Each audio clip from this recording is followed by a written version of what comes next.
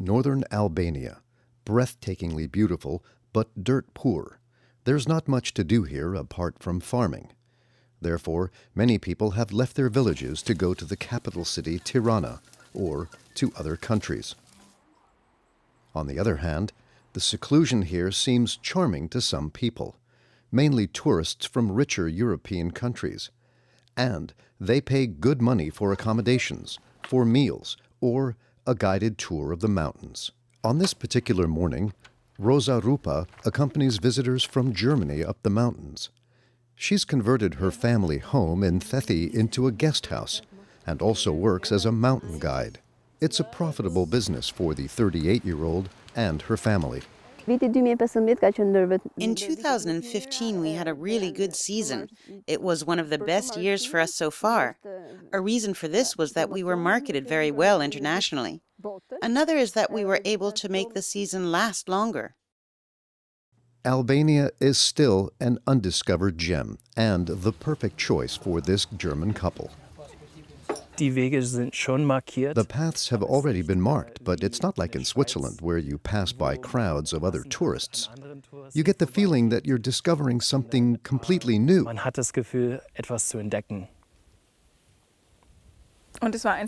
it was one of the few European countries we had never been to. Tourists mainly come to see the peaks of the Balkans, a new hiking trail connecting Albania, Montenegro, and Kosovo. They can contribute to the local economy and they can visit and see three beautiful landscapes. People might think that this is the same nature, the Alps are the same in all three countries, but the landscape changes from one country to another, and it's very much pretty to see all three countries. As an employee of the Deutsche Gesellschaft für internationale Zusammenarbeit, or GIZ, Spreza Smiley has, together with her colleagues as well as Albanian, Kosovar, and Montenegrin partners, gotten the Peaks of the Balkans program up and running. The goal is to develop isolated mountainous regions economically. For example, here where Deda Nika lives, close to Thethi. In his 500-year-old farmhouse, the 46-year-old earned 15,000 euros in 2015 alone by providing accommodation and food to 1,000 visitors. This year, his greenhouse in particular made a profit. He cultivates local vegetable varieties with the support of GIZ. This year, I could increase my productivity by 80 to 90% in comparison to last year. This was because of my greenhouse, which I built this year with the support of GIZ. The great advantage of having a greenhouse was that I could begin to harvest earlier than usual.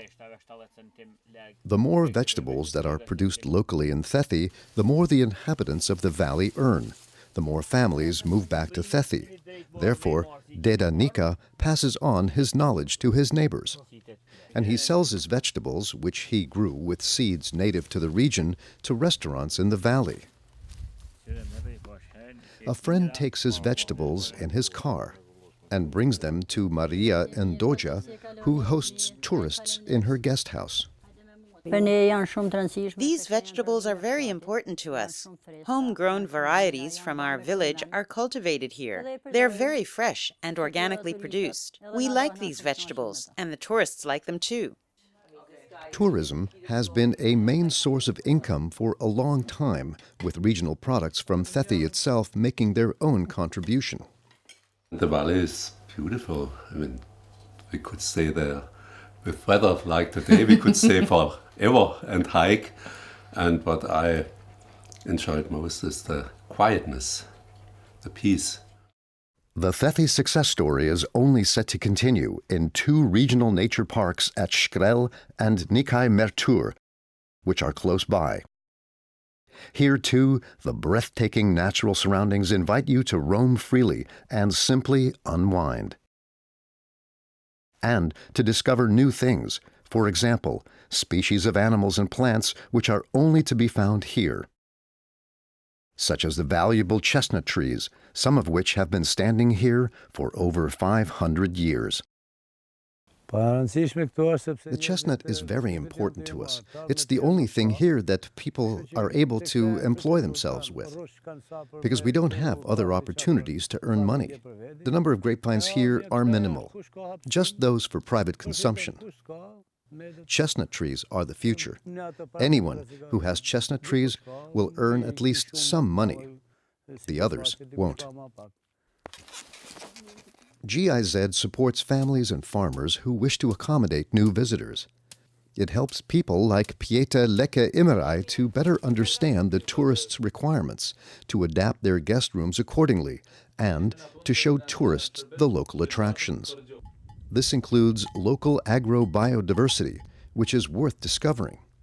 For example, Busha cattle, a local breed of mountain cattle, of which there are only 300 specimens in all of Albania.